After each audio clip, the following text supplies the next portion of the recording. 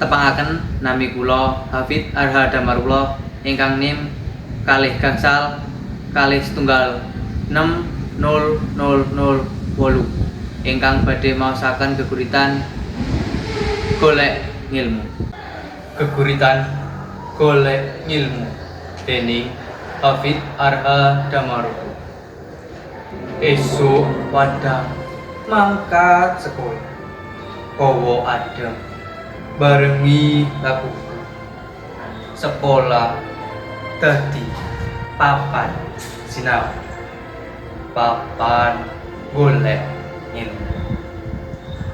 Wong pinter jalaran saka sregep maca, ben ora gampang kapusan dening kahananing dunya.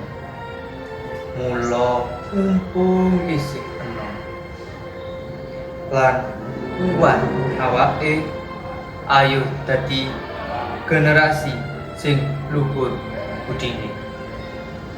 Ilmu dudu barang sing murah regane, kudu dibayar nganggo keringat lan usahane.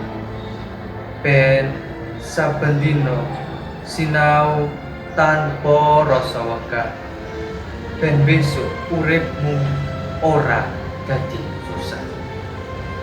Muga ilmu tansah ana ing ati, dadi pepadang tumraping diri, nuntun laku marang dalan tubuh, nggawa berkah tumrap urip.